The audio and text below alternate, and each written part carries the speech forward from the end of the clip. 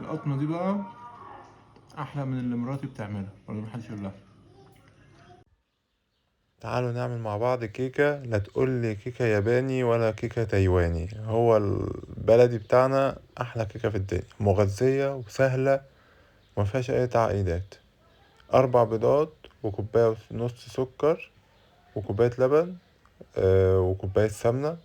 السمنة ممكن نستبدلها بكوباية زيت أو نص ونص، و3 كوبايات دقيق منخولين كويس.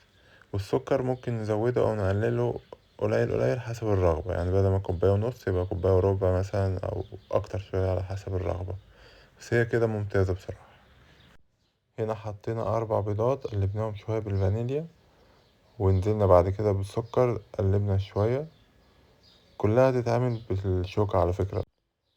دلوقتي هننزل بالسمنة لأن كل دي مكونات السايلة بتاعتنا، ونقلب كويس وبعدين مكونات الجافة في الآخر. هنا كوباية اللبن ونديها تقليبة، وبعدين ننزل بالدقيق والبيكنج باودر. كلها مكونات مصرية يعني جايبها من عند العطار. البيكنج باودر ده والدقيق سهلة وسريعة جدا، ما بتاخدش وقت.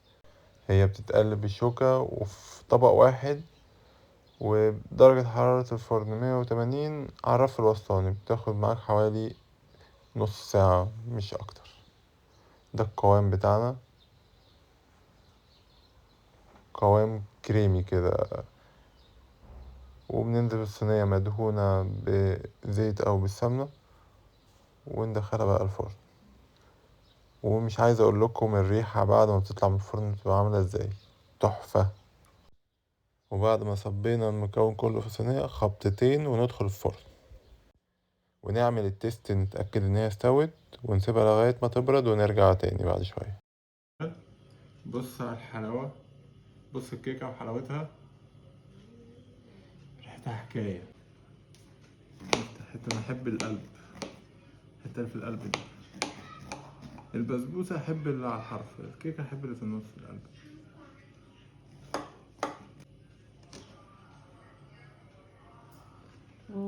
واو، بصوا ريحتها حكاية.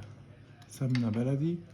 بص بغض النظر عن البهدلة دي وانا بطلعها بالسكينة، بس هي بص الحلاوة طرية وجميلة. بص حكاية، خفيفة جدا على فكرة. هوا القطمة دي بقى أحلى من اللي مراتي بتعملها ولا محدش يقول لها.